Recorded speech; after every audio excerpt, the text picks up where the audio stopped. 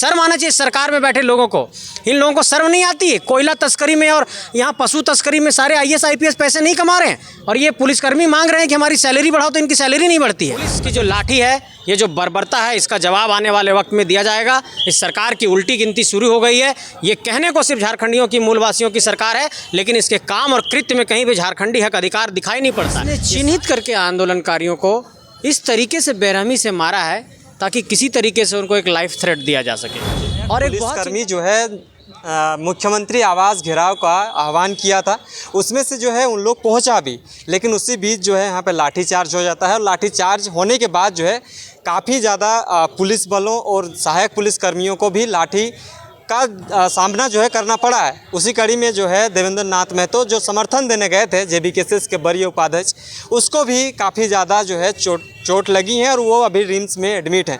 जानने का प्रयास करते संजय मेहता जी भी आए। दादा, क्या कुछ स्थिति है देवेंद्र नाथ? बहुत दुर्भाग्यपूर्ण स्थिति है कि देखिए, जब डेमोक्रेसी में अपनी मांग को रखने का अधिकार सबको है। सहायक पुलिसकर्मी लगातार आंदोलनरत थे मोराबादी मैदान में, और आज जब वो मार्च कर रहे थे CM ऑफिस की तरफ, CM के आवास की तरफ, तो पुलिस ने लाठी चार्ज कर दिया। और हमारे जो देवेंद्र नाथ महतो जी हैं, उनको पीठ में, हाथ में, कमर में और शरीर के कई अन्य हिस्सों में चोटें आई हैं। सर पर भी कुछ लाठियां लगी हैं। और हमारे साथी रामगढ़ के हैं संतोष महतो जी, उनको भी चोट आई है। और पुलिस ने चिन्हित करके आंदोलनकारियों को इस तरीके से बेरहमी से मारा है ताकि किसी तरीके से उनको एक लाइफ थ्रेट दिया जा सके। और एक बहुत चिंताजनक बात है कि सहायक पुलिसकर्मी में जो महिला सहायक पुलिसकर्मी हैं और पुरुष सहायक पुलिसकर्मी हैं, उन लोगों पर भी बर्बरता से लाठियां चार्ज की गई। ये लोग लगातार से शांतिपूर्ण तरीके से अपनी मांग को रख रहे थे। हम लोग भी गए थे तो यही बात कह रहे थे कि सरकार का कोई प्रतिनिधि मंडल आए और इनकी बात को सुने।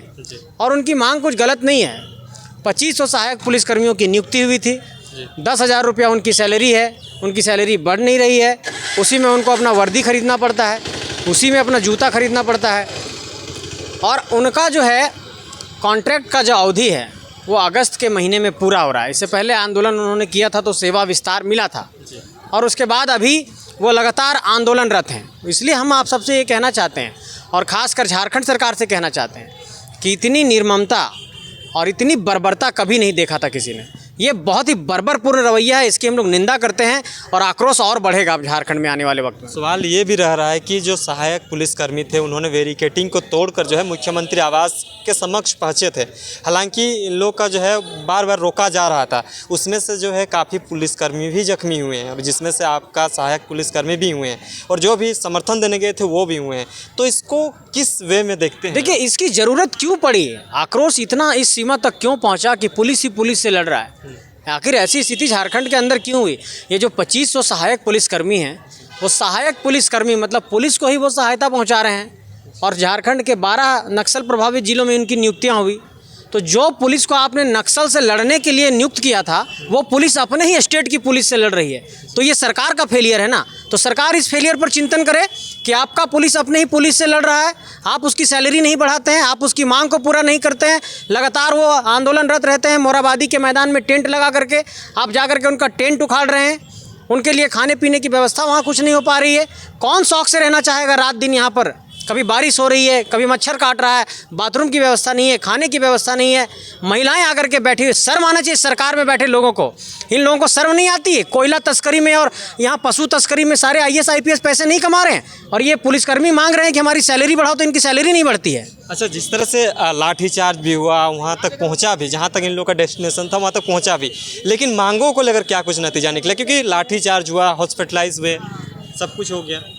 देखिए, मैं साफ तौर पर आपको कहना चाहता हूं कि अभी इस पर लिखित तौर पर कुछ भी सहायक पुलिसकर्मियों को नहीं मिल पाया है। सरकार अब क्या करेगी ये आने वाले वक्त में, अगले कुछ दिनों में पता चलेगा। लेकिन सरकार को कुछ निर्णय लेना पड़ेगा। अगस्त में ये कहाँ जाएंगे फिर ये पुलिसकर्मी?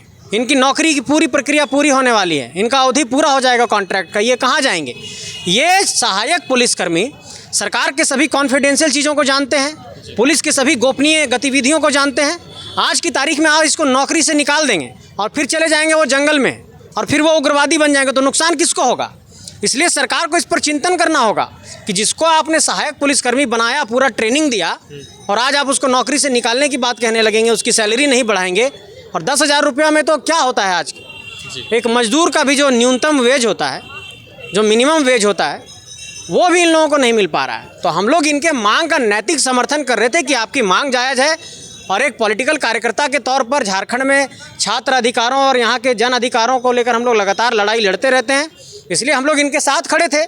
लेकिन हमारे साथियों पर चुन कर लाठीचार्ज कर दिया गया। जिस तरह से सुबह से ये चर्चा बनी हुई थी कि 25% जो है उसको वेतन में जो वृद्धि किया जाएगा, लेकिन फिर भी ये जो सहायक पुलिसकर्मी है वो आगे तक बढ़े, लेकिन उस पर अभी निष्कर्ष ये आया कि आंदोलन तो हो गया, आंदोलन समाप्त भी हुआ, वहाँ से वापस वो मोराबादी के ग्राउंड में आ गए, लेकिन वही रहा कि लाठीचार्ज होता है, लाठीचार्ज के बाद सब हॉस्पिटलाइज हो जाते हैं, लेकिन उन लोग का जो बातें निकल के आ रही थी, जो मांग था वो मांग एक भी पूरा नहीं। सरकार का यही फेलियर है, वो चाहती है कि एक्सट्रीम लेवल पर कोई आंदोलन जो है जाकर के लाठीचार्ज में तब्दील हो, जाकर के न्यूसेंस क्रिएट हो, जाकर के पुलिस के साथ झड़प हो। जो चीज़ को आसानी से सॉल्व किया जा सकता था उसको इस लेवल पर आप लोग लेकर के क्यों जाते हैं। इसलिए हम ये कहना चाहते हैं कि जब आज इतना बड़ा आंदोलन हो गया, लाठीचार्ज हो गई, तो कह रहे हैं कि 25% बढ़ाएंगे, ये कह रहे हैं कि हमारा आरक्षित संवर्ग में समायोजन करिए। आरक्षित संवर्ग में इनका समायोजन हो जाएगा तो इनकी सारी समस्या का समाधान हो जाएगा। पुलिस को लॉ एंड ऑर्डर को मेंटेन करने के लिए, सरकार को लॉ एंड ऑर्डर मेंटेन करने के लिए पुलिसकर्मी तो चाहिए ना, वो पुलिसकर्मी नियुक्त करेंगे ना। तो 2500 पुलिसकर्मी पहले से हैं तो उनको क्यों वापस घर भेजना चाहते हैं। उनको या तो आप उनके कॉन्ट्रैक्ट की अवधि बढ़ाइए, या तो आरक्षित संवर्ग में उनको डाल दिए, या तो उनकी सैलरी बढ़ाइए, या फिर जो उनकी डिमांड है उस पर मांग करिए। बोलिए डीजीपी साहब को, एक डेलीगेशन जाएगा, बातचीत करेगा। डीजीपी साहब बात नहीं करना चाहते हैं, सीएम साहब बात नहीं करना चाहते हैं, तो कहाँ जाएंगे यहाँ के छात्र। इसलिए ये आंदोलन हुआ है, सरकार को इस पर चिंतन करना चाहिए, नहीं तो हम लोग फिर से एक बड़ा आंदोलन करेंगे। लास्ट सवाल दादा, जिस तरह से तमाम झारखंड के छात्र हित हो या झारखंड के वैसे गतिविधियां होती थी, उसको लेकर जो है देवेंद्र नाथ महतो लीड करते थे। आज भी सहायक पुलिसकर्मी को वो समर्थन देने आए थे, लेकिन उसी क्रम में जो है उसका स्थिति काफ़ी नाजुक बताया जा रहा है। आप उनसे मिले, किस तरह का बातें निकल के आ रही हैं, क्या है, क्या स्थिति है? देखिए, अभी वो कुछ बोल नहीं पा रहे थे, हम लोगों ने उनका थोड़ा सर सहलाया, उनके शरीर को देखा, पूरे हाथ में, पूरे पीठ में पुलिस के लाठियों के निशान है। और देवेंद्र नाथ महतो इस राज्य के अंदर छात्र अधिकारों के लिए, जन अधिकारों के लिए लड़ने वाला एक युवा नौजवान का नाम है, और हम लोग साथ सब खड़े हैं, पूरा जेबीके से साथ खड़ा है। ये पुलिस की जो लाठी है, ये जो बर्बरता है, इसका जवाब आने वाले वक्त में दिया जाएगा। इस सरकार की उल्टी गिनती शुरू हो गई है। ये कहने को सिर्फ झारखंडियों की, मूलवासियों की सरकार है, लेकिन इसके काम और कृत्य में कहीं भी झारखंडी हक अधिकार दिखाई नहीं पड़ता। ये सारे सहायक पुलिसकर्मी जो 90% से 100% सब झारखंडी नौजवान हैं, सब गुमला, सिमडेगा, 12 नक्सल प्रभावित जिलों के गरीब गुरबों के बेटे हैं। पुलिस कौन बनने जाता है सहायक पुलिसकर्मी? 10,000 में आप देखिए, वर्दी खरीद के, जूता खरीद के, परिवार चला करके, बच्चे को पढ़ा करके, उसके मेडिकल फैसिलिटी को देख करके ये 10,000 करोड़ कमाएंगे कोयला की तस्करी में, इसको कहेंगे 10,000 रुपये की सैलरी में जीवन बिताओ। ये नहीं चलेगा झारखंड के अंदर। ये आक्रोश है, इसको समझना होगा सरकार को। चलिए, बहुत बहुत धन्यवाद। तो तमाम चीज़ों की जानकारी हम अभी रिम्स के ट्रामा सेंटर से दे रहे थे। हालांकि अभी देवेंद्र नाथ महतो का स्थिति जो है काफ़ी नाजुक बताया जा रहा है, लेकिन जब इसको बातें निकल के आएंगी और भी थोड़ा सा लंबा वक्त जाएगा, तो इस चीज़ों पर निष्कर्ष पे आएंगे। क्या जब जितने भी उसका जो रिपोर्ट्स आना है वो सब पता चलेगा, तभी जाके कुछ निष्कर्ष पे आ सकते हैं। बने रहें।